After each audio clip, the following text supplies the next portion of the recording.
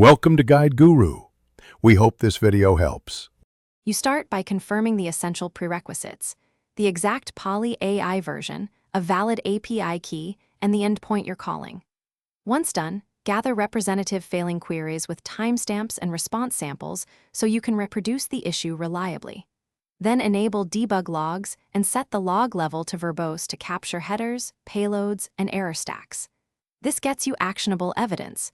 You need that before changing code or configuration, because blind changes waste time and hide root causes.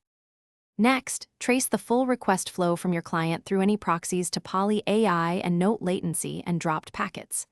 Compare the exact request payloads and headers for successful versus failing calls.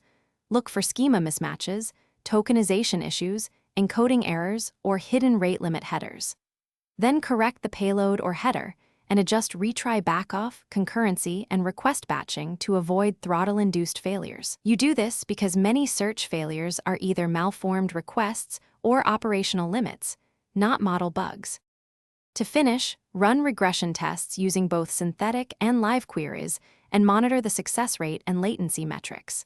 Deploy your fix incrementally behind feature flags with a clear rollback plan and automated alerts so you can catch regressions quickly.